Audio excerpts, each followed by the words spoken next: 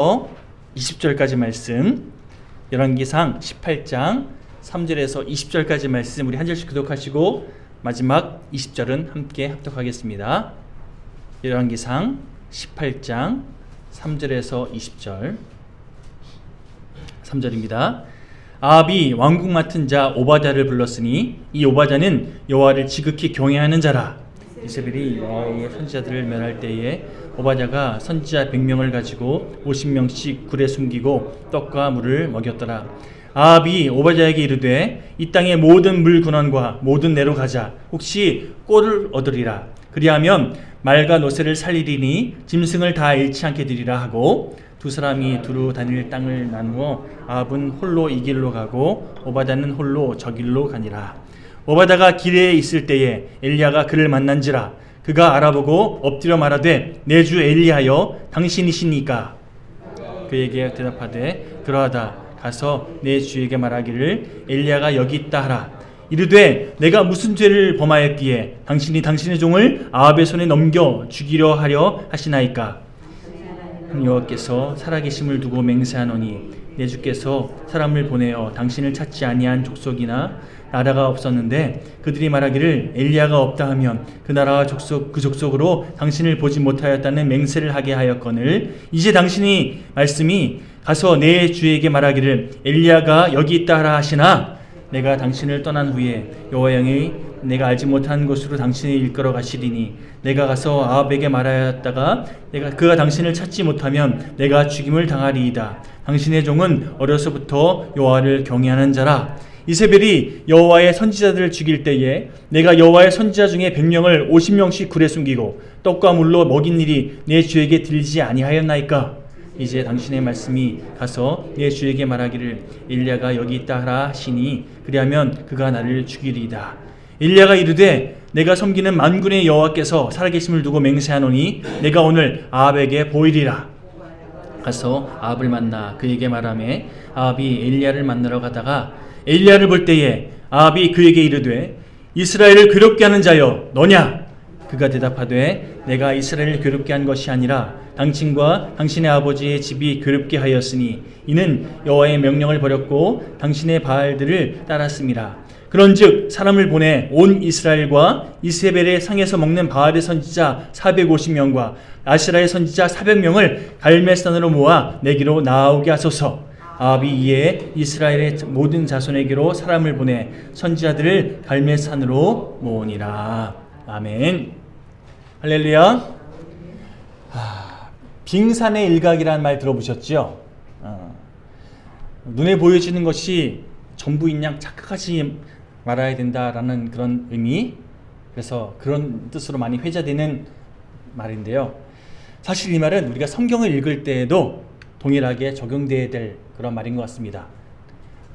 소위 우리들은요, 우리 눈에 보여지는 대로 또 우리가 이해하는 대로 한마디로 우리의 좁은 시야로 세상을 그리고 하나님의 말씀을 판단해야 될 때가 많다는 겁니다.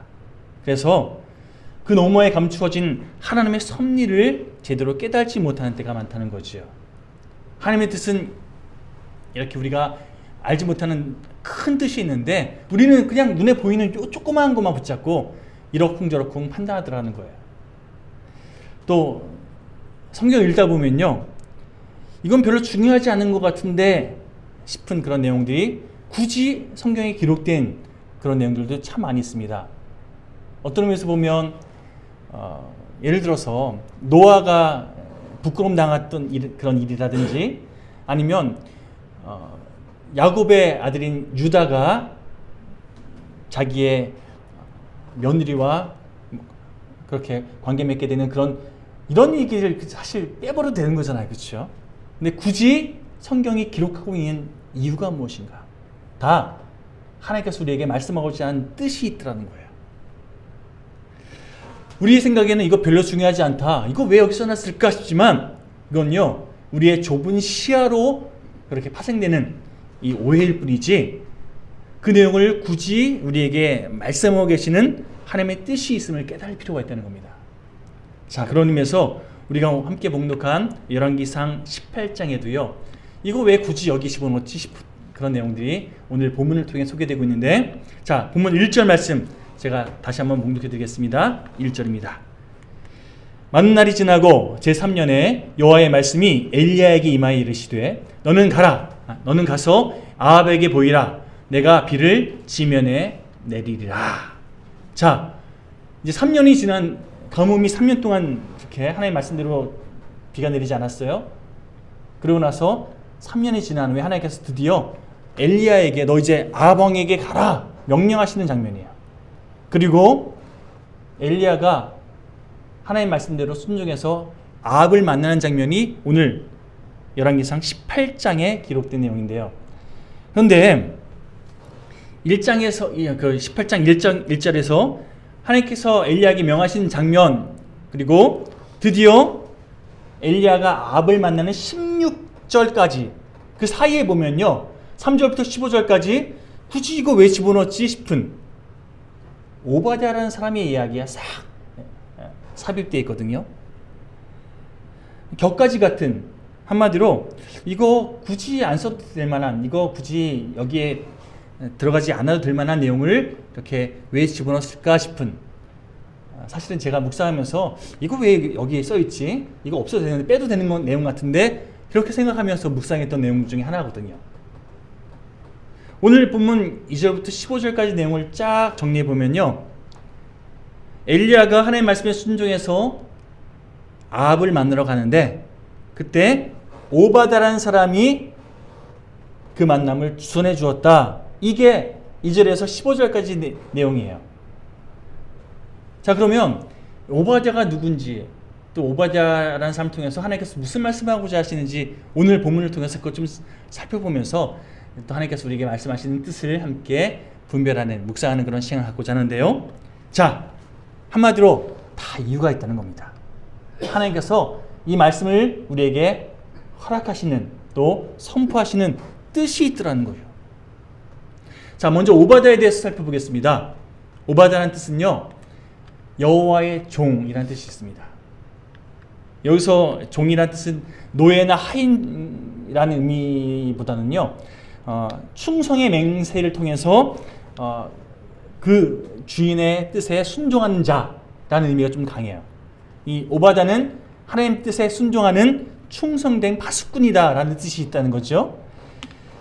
자, 이쯤에서 또 하나 짚고 넘어갈겠는데, 성경에 보면요, 다니엘, 호세아, 요엘, 아모스, 오바댜, 요엘, 이렇게 요나 이렇게 하면서 성경에 보면 오바댜라는 사람의 이름이 성경 예언서에 있죠. 간혹 오늘 본문에 기록된 이 오바댜라는 사람에 대해서 성경의 구약 성서 가운데 이 오바댜서를 쓴 오바댜 선지자가 아닌가 이렇게 오해하는 분들도 가끔 있어서, 여러분, 예수님 당시에 얼마나 예수라는 이름이 많았는지 굳이 예수님을 뭐라고 일컫죠? 나사렛 예수라고 일컫죠. 이건요, 그 당시에 예수라는 이름을 가진 사람이 많았다는 거예요.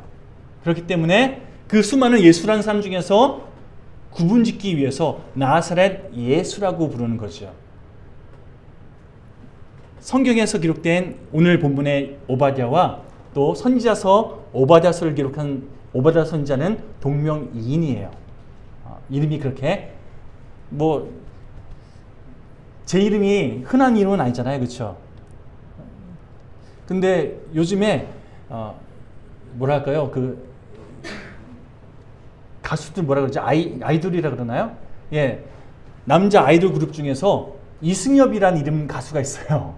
저는 제 이름을 가진 사람이 정말 처음 봐가지고요. 이런 식으로 이름은요, 나만 갖고 있는 게 아니라 다른 누구도 쓸 수 있는 거잖아요, 그렇죠?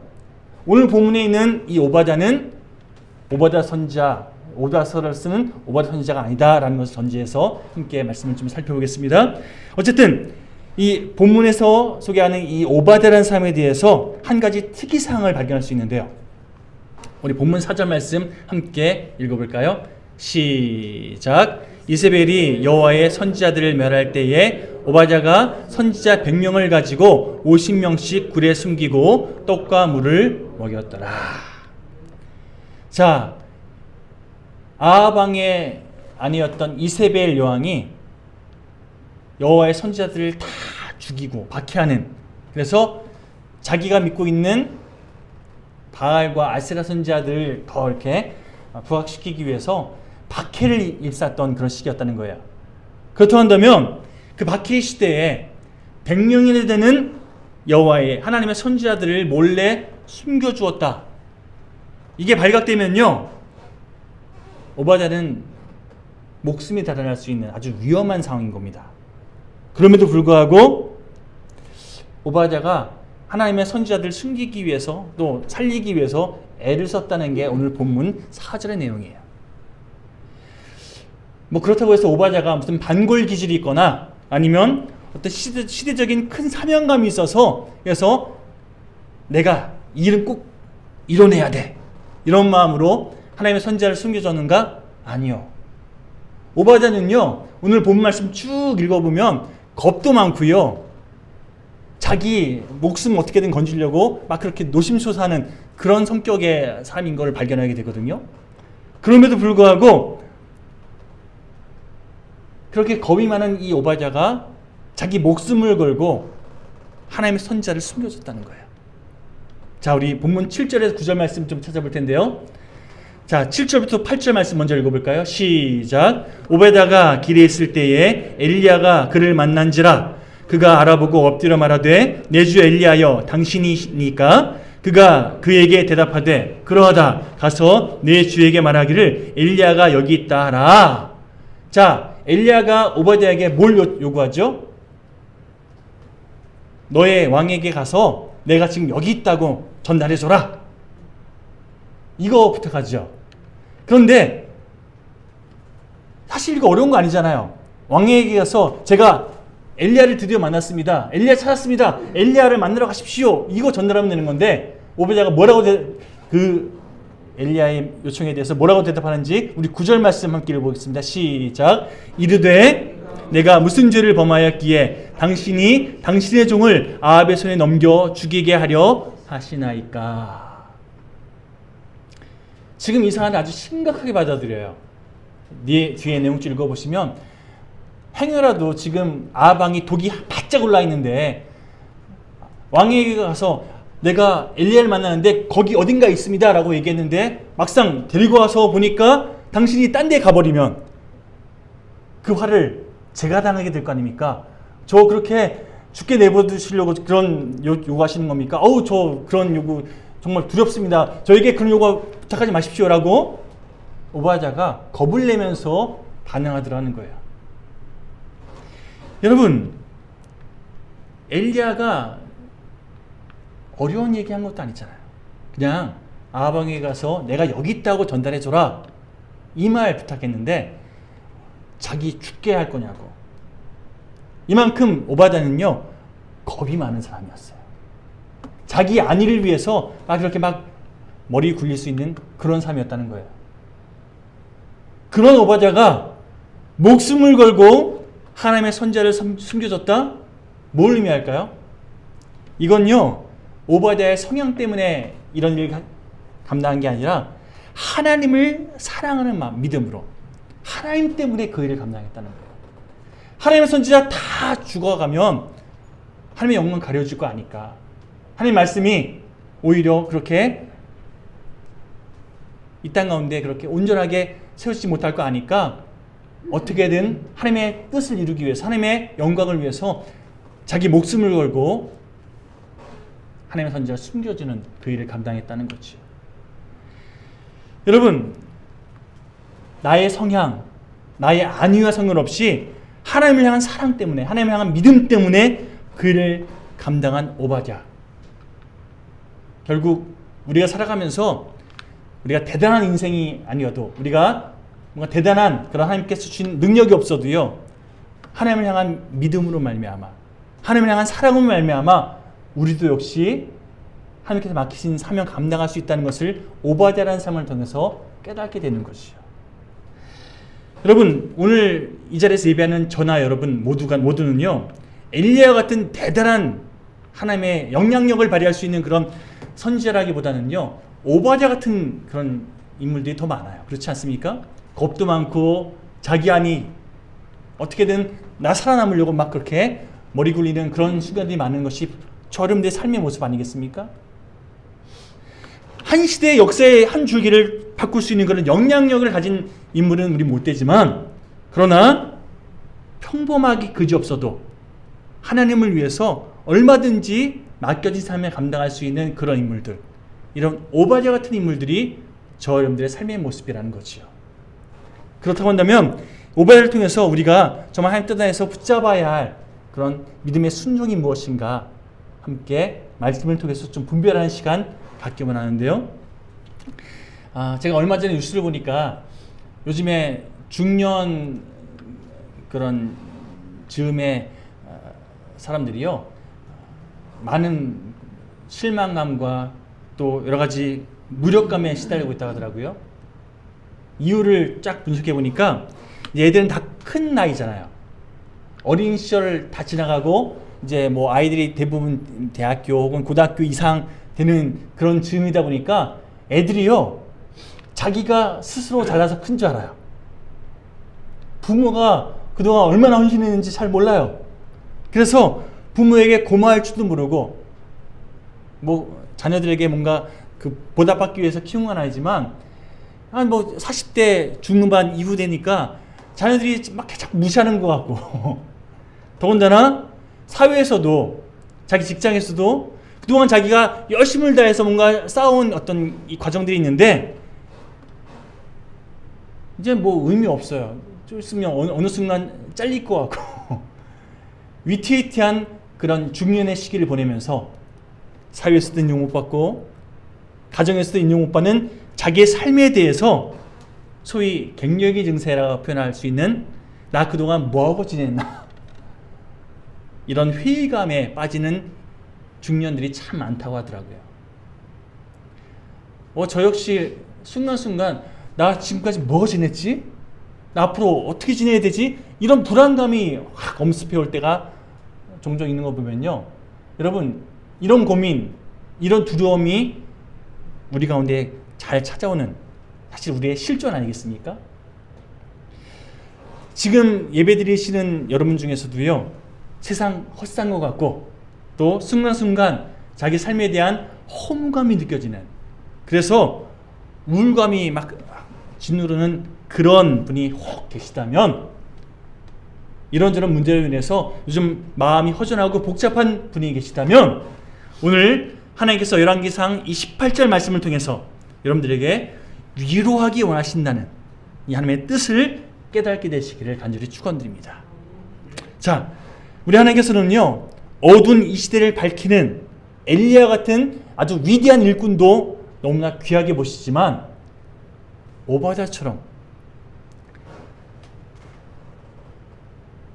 자기에게 주어진 일에 정말 최선을 다해서 하나님을 위해서 순종할 줄 아는, 사실 엘리야가 한 일에 비하면요, 오바댜가 한 일은 정말 우리의 기준으로 보면 작아 보일 수 있어요.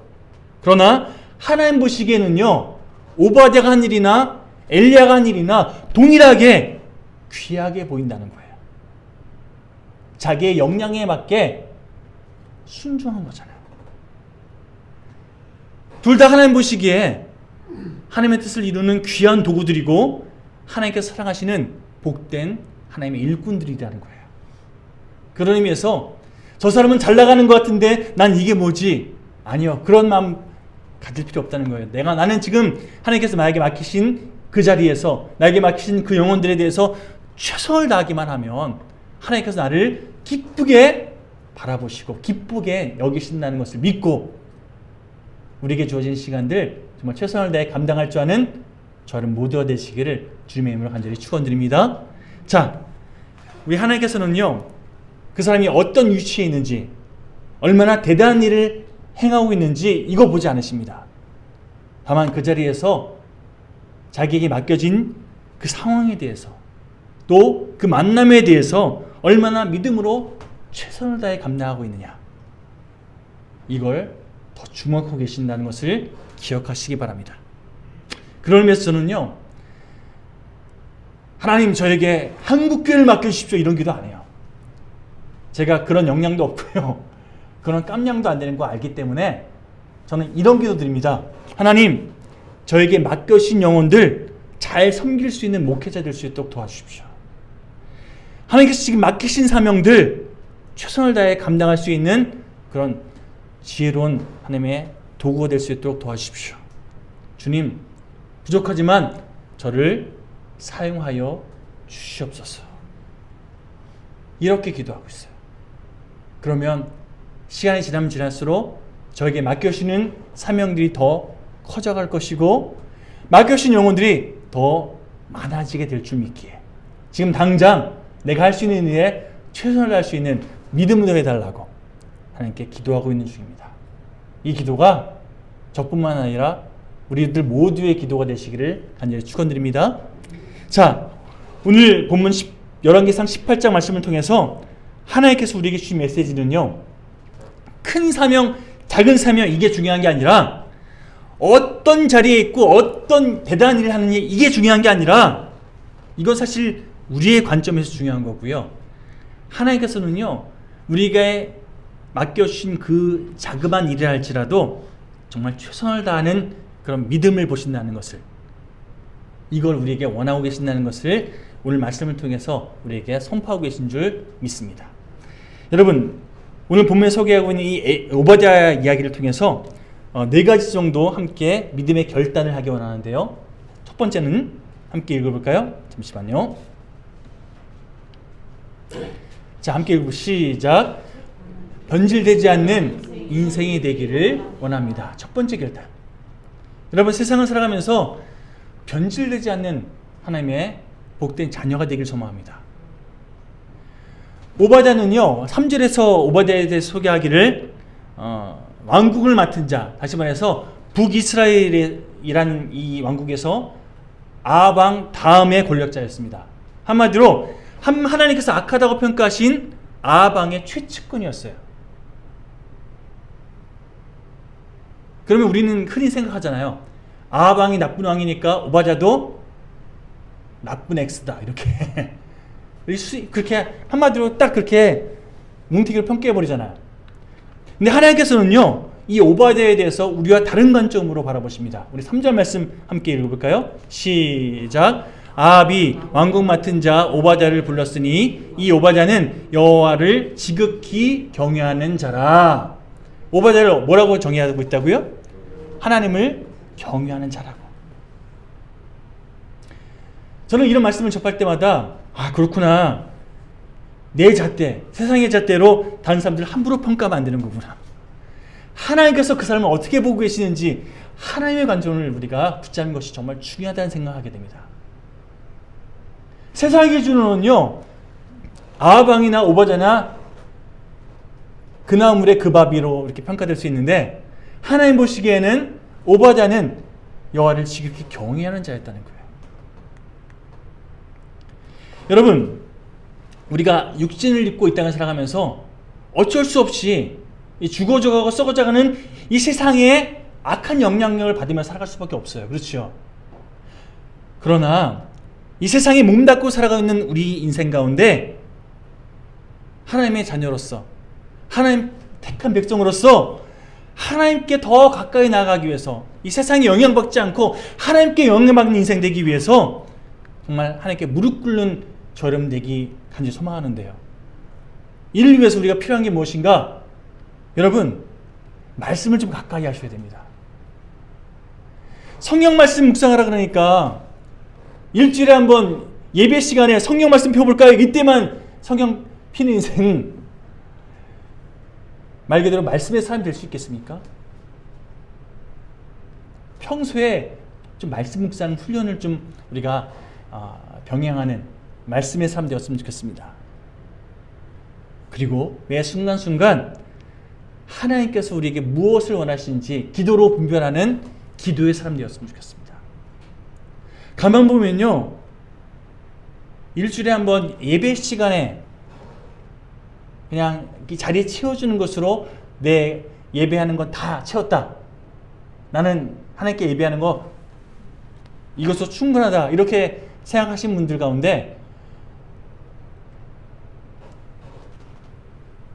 삶 가운데서 하나님의 뜻을 분별하지 못하고 하나님 뜻에 순종하지도 못하는, 그러면서 하나님께서 자기를 힘들게 한다고 불평만 이렇게 많은 이런 안타까운 예배자들이 참 많아요. 간절히 바라는 것은요, 저 여러분 모두가 삶의 예배자를 되었으면 좋겠습니다.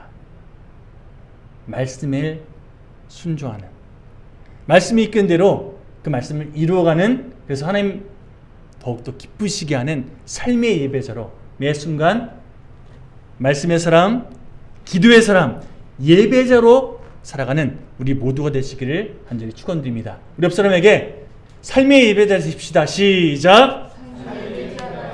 아멘. 아멘. 자, 그런 의미에서 우리 9월달부터 우리 속회 모임 진행하면요, 큐티 나눔을 중심으로 속회 모임을 진행하게끔 훈련시킬 거예요.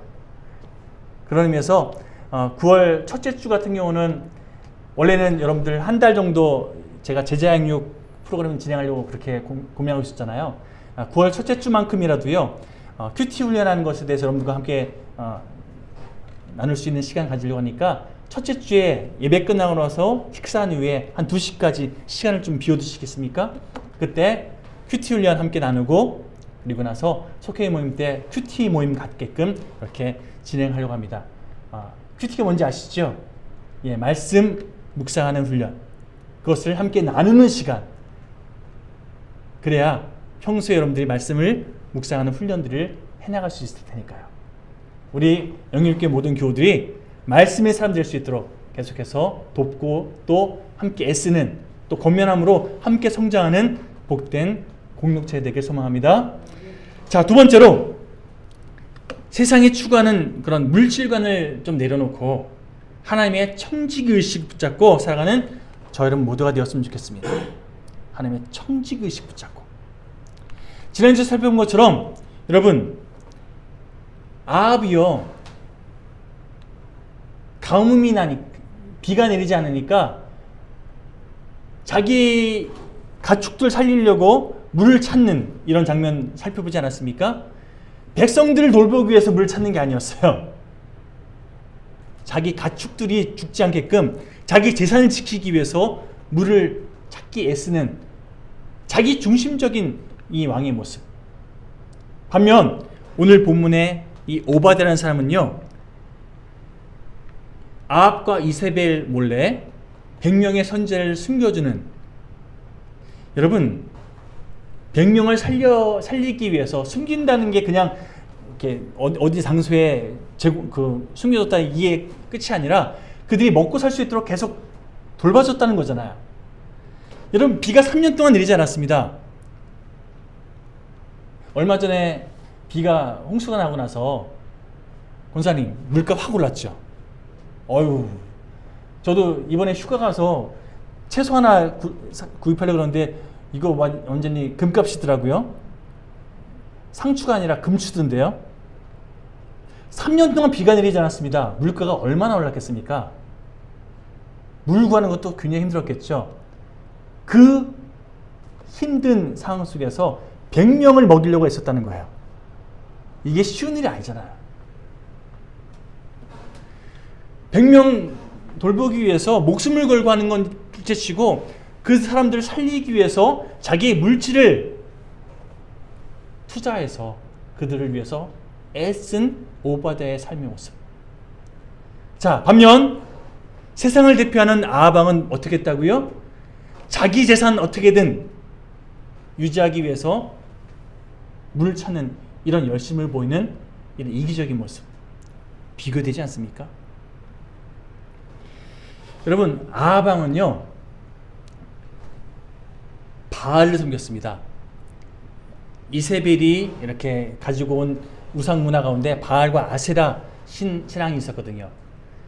근데 바알의 신앙과는요, 한마디로 다산과 풍요의 신, 농사의 신이었어요. 그러다 보니까 내가 나라 부국강병을 위해서 우리나라가 더 부유해지고 더 풍요로운 그런 나라가 될 수 있도록 내가 바알 섬기다 보면 그런 왕이 될 수 있겠지, 그런 나라를 구축할 수 있겠지, 이런 마음으로 바알을 섬겼다는 거예요. 그러다 보니까 하나님의 뜻은 점점점 뒤로 밀리고 바알을 추구하는 이 신앙관이 점점점 그의 삶의 중심이 되다 보니까 하나님과 상관없는 선택을 하게 되는 거죠.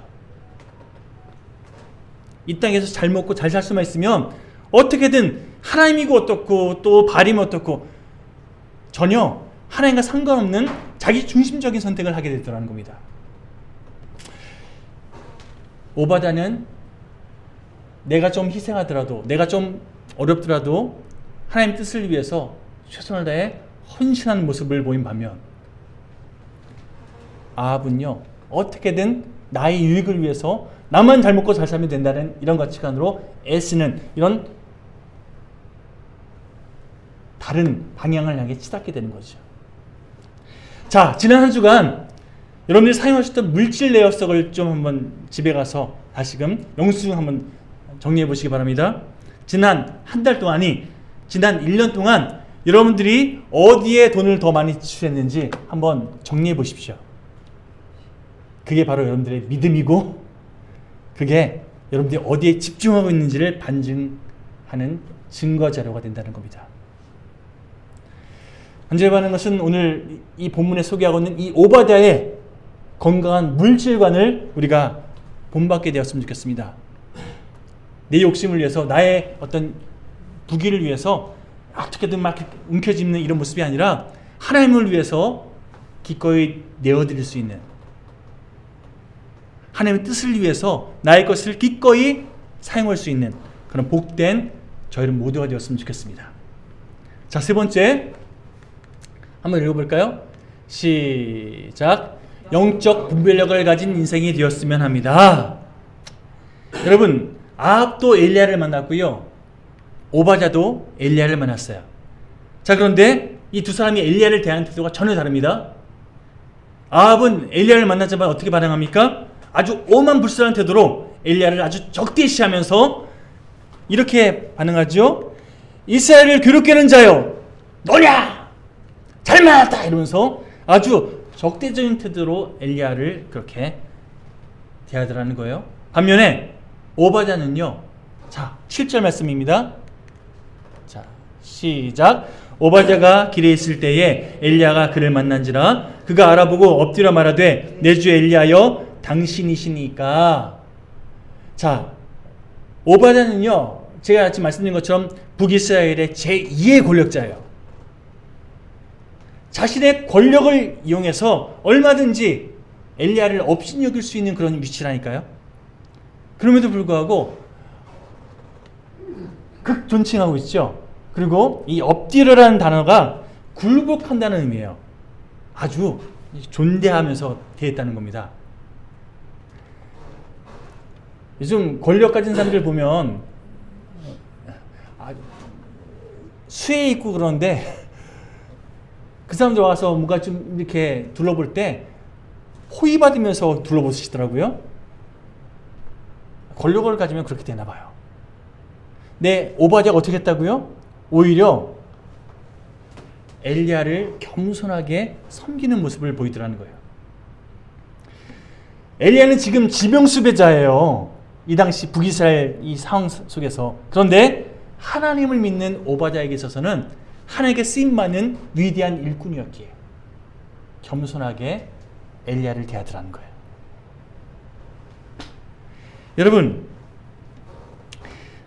가끔 사회에서 요직에 계신 아주 세상을 주름잡는 권력과 부를 가지고 계시는 그런 분들이요, 교역자들 존귀하게 대해주는 그런 분들 가끔 보게 돼요. 저도 이제 40대 후반인데 70세가 넘는 80대가 넘는 그런 어르신들이 아유 목사님 이러면서 저를 존대해 주시면요, 가끔씩 감사하기도 하고 송구스럽기도 해요. 제가 뭐라고? 인간 이승엽을 존귀해 준 게 아니라 하나님께서 사용하시는 교역자이기 때문에 존대해 주시는 거잖아요. 그렇죠? 엘리야를 대하는 이 오바댜의 태도가 바로 그와 같았다는 겁니다. 여러분, 믿음의 눈으로 엘리야 배후에 계신 하나님을 바라보면서 엘리야에게 이렇게 존귀하게 대하는 이 오바댜의 태도.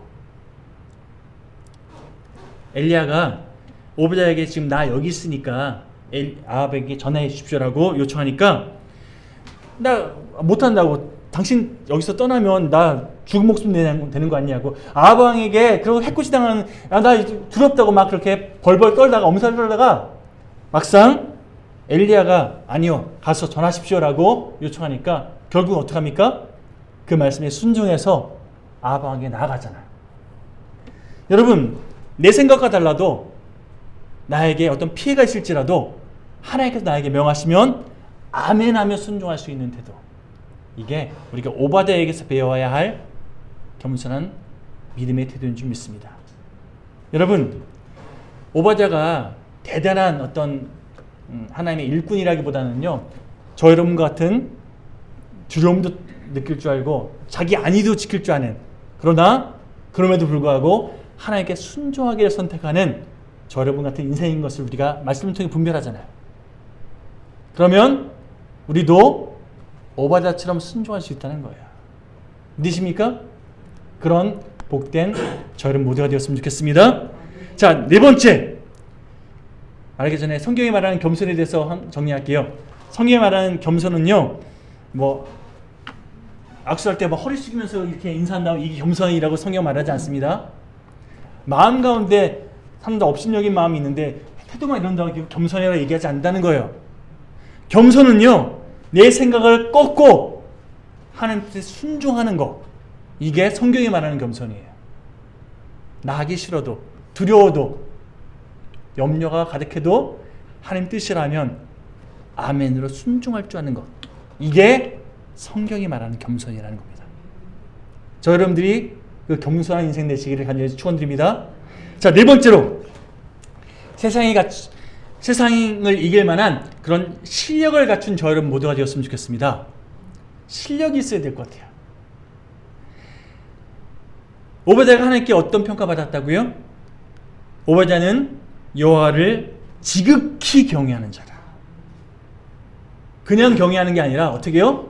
지극히 경외했다는 거예요. 여러분, 왕궁을 책임지는 북이스라엘의 제2인자까지 올라가기까지요, 오바댜가 덜원치를 안 했다는 의미예요.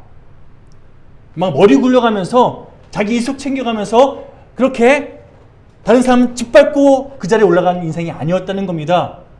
지극히 여호와를 경외하는 마음으로 실력으로 그 자리에 올라갔다는 거예요.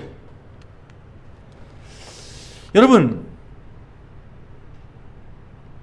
하나님의 방법으로, 하나님을 두려워하는 믿음으로 그런 높은 자리에 올라갔던 이 오바댜처럼 저 여러분들이 우리에게 주어진 모든 상황 속에서 정말 실력을 키워나갈 수 있는, 실력으로 하나님의 영광을 드러낼 수 있는 복된 하나님의 일꾼들 되시기를 간절히 축원드립니다. 세상은요, 무능한 사람 취급도 안 합니다. 우리가 하나님의 일꾼이라고 막 얘기하는데 실력이 없잖아요. 사람들은 우리를 무시해요. 우리를 통해서 하나님의 영광을 보지 못해요.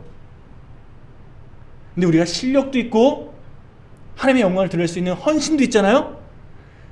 세상 사람들은요, 우리 삶을 통해서 하나님을 보기 시작합니다.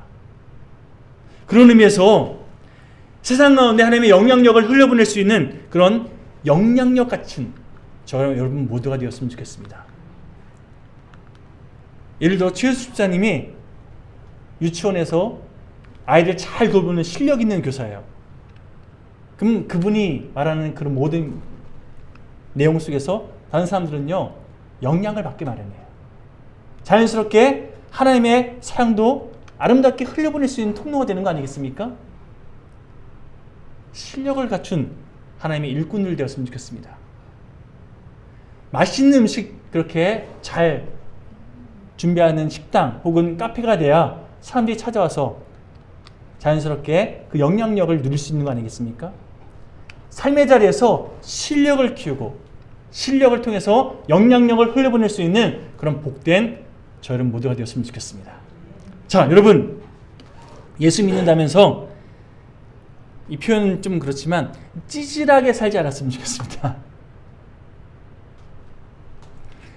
세상 사람들이 비웃는다니까요. 오히려 하나님의 영광을 가리운다니까요.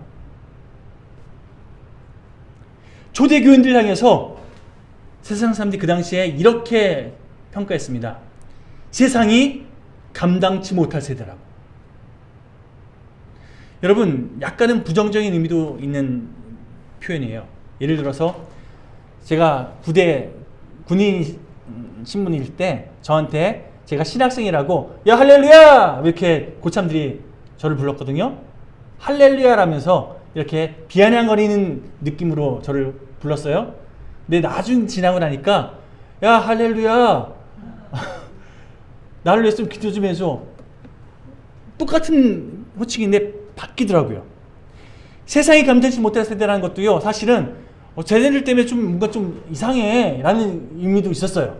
그런데 시간이 지나면서 그들의 삶을 통해서 보여주는 그런 영적인 능력과 영향력이 보여지니까 저 사람들은 세상이 감당치 못할 세대들이야, 이런 평가로 사람들이 초대 그리스도인들을 평가하기 시작했다는 거예요.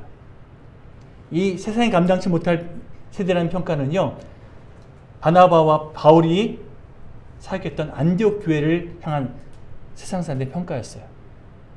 여러분, 우리 주변 사람들에게 정말 이런 영향력을 줄 수 있는 좋은 평가를 받는 우리 영일교회 모든 교우들 되었으면 좋겠습니다. 옆 사람에게 이렇게 믿음을 건면할까요? 영향력 있는 그리스도인 됩시다. 시작. 아멘. 영향력 있는 이장님 되십시오. 영향이 있는 우리 장로님, 선생님 각자의 자리에서 그런 영향력을 흘려보내는 하나님의 일꾼들 되시기를 다시 한번 주님의 이름으로 축원드립니다. 자, 말씀을 이렇게 정리했으면 좋겠습니다. 이 땅을 살아가면서 다른 사람들에게 하나님의 영광을 드러내는 것이 우리의 사명 아닙니까? 그것을 위해서 우리가 이 땅에 보낸 하나님께서 우리를 보내신 목적이 있잖아요. 그렇다고 한다면 온통 자기만 하는 이 세상 사람들에게 나만 아니면 되고 나만 좋으면 된다고 그렇게 주장하는 그런 세상 사람들에게 오바댜처럼 하나님의 뜻을 위해서 자기에게 맡겨진 그 자리에서 자기에게 이제 맡겨진 영혼들을 최선을 다해 섬기는 가운데 결국 하나님께 쓰임받는 대단한 일을 안 해도 돼요.